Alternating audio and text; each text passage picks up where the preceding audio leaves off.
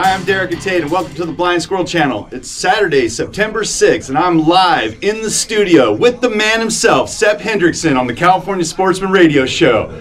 So stay tuned. We'll give you a little behind-the-scenes look at the show, including in the studio, the Rod Father, Michael Fong Outdoors on YouTube. We're feeling good. Wish us luck. Let's go. Hey, good morning, everybody, and welcome to California Sportsmen.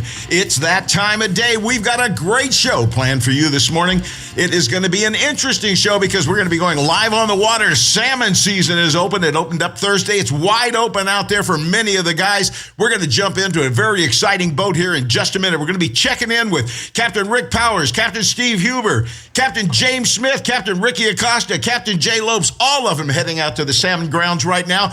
Hopefully we'll have cell phone coverage and we can get through to every one of them. We can't waste any time because I know James Smith is hauling right now. Let's go live on the water outside the Golden Gate and hook up with the man himself from the California Dawn 1 and 2. Captain James Smith has been pounding the salmon out in the ocean. Let's check in live right now. Good morning, Captain. Hey, good morning, Seth. Tell us about it, guy. I know what's going on, and they are big. Wow, I tell you what, this is an opener to remember. And, you know, typically we don't see salmon like this this late in the year. They're usually heading up the river or mid-range or somewhere. But this year, they are still here in big numbers, 3- and 4-year-old fish, 2-year-old fish. It's been nothing short of incredible. I mean, the fleet it's a big fleet. I sent you a picture of my radar, and that just explains how many boats I'm fishing around. A lot of boats, a lot of pressure, but hey, I tell you what, we had early limits the first day for 26 guys, fished to 31 pounds. We had them to 30 pounds yesterday. Fish opening day, probably straight across the board, a 20 to 30 pound average across the fleet. That's what we all seen on the first day. Yesterday, we had a lot more jacks in the mix. The big ones, they get smart pretty quick. But that's a great sign. You see all the jacks here, that means it's a good indicator of what is actually in the system. A jack's a 2-year-old fish that's going to come up the river to spawn. Typically, 7 to 12 pound fish. A lot of those yesterday, a little more manageable, but we also had the mix of the big 20, 25, 30 fish. I think just about everybody had 1 or 2 over 30 yesterday. So fantastic start to opener. Department way underestimated the fish that are in the system this year. There is a lot of salmon out here, and it's unbelievable because it was on fire 2 days in a row, and that just doesn't happen this late in the year in September. James, how far down are you right now? I know you turned out the gate and you headed left, no doubt. How far are you going, and how far do you intend to go to get down into those fish? Well, I mean, the fish are scattered all the way up. I know Ricky's fishing up around Point Reyes. There's fish at the channel buoys, which is straight out. There's also a school down south off of Pedro Point. So it's one giant school. It doesn't seem to matter. Guys are getting them inside of Rocky Point, Spencer Beach. Every spot has given up fish. Yesterday and the day before, I haven't fished 2 of the same spots 2 days straight because, the hot bites were moving around. A lot of fish everywhere you go, and then there's these pockets where it's just on fire. So we got an early start here this morning, so I'm heading north here till I see the signs, and we're going to throw them in. Well, what kind of signs are you looking for? Based on what I saw on your radar screen there, it's don't move any place because there's boats all over out here. Yeah, it's almost pointless having your radar on because there's so many targets on the screen. It's probably like one of Kent's bass openers times 25. If you yell boat one, them half those guys will leave. Yeah.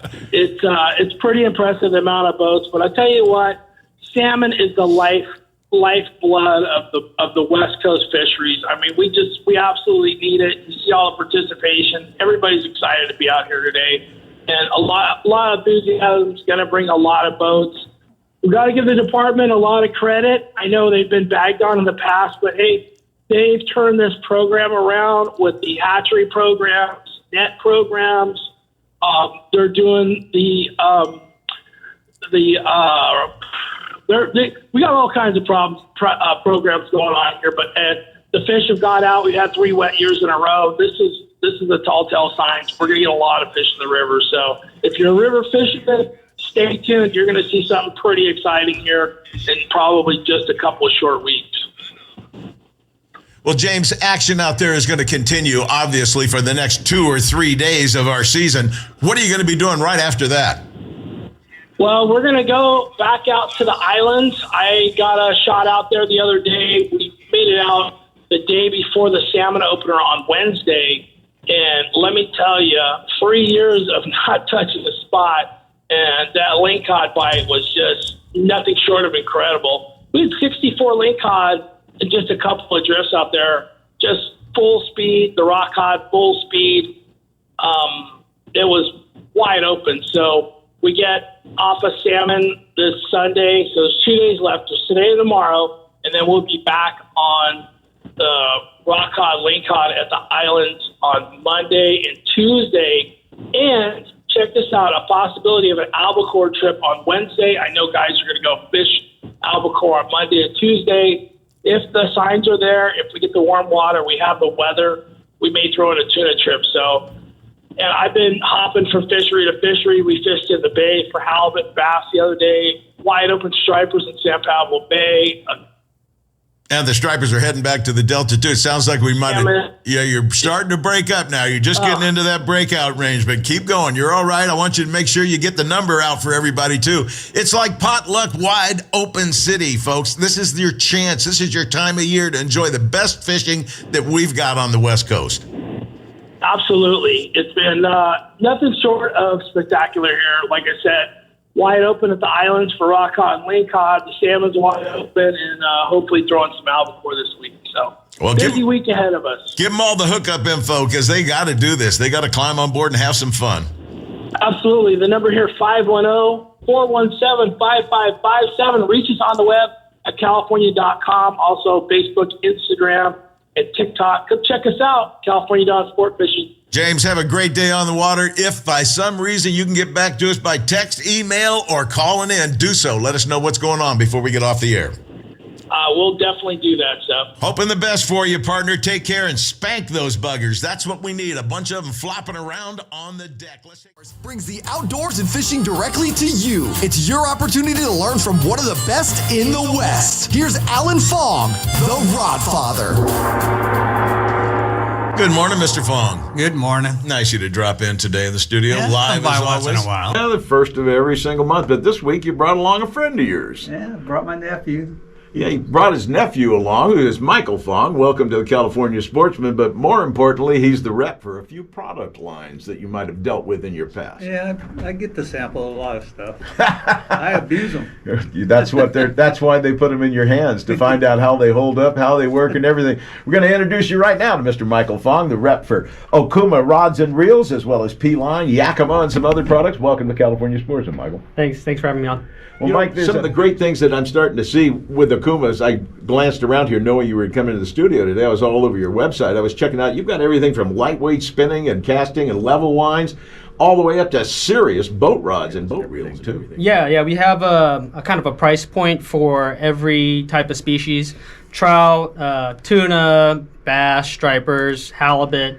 That's the great thing about Okuma is that we listen to the markets and the territories, and we kind of build products specified for them as well. When you have if you have a line, do you say your line is from panfish to tuna? Is that the way it works? Yeah, that's the good thing about Northern California is we're such a diverse fishery. We've got bluefin here right now. We've got albacore, we got salmon, we got halibut, stripers, kokanee. We have it all, and that's the beauty of it is that we get to build products for all these type of species as well. Well, I'll tell you what.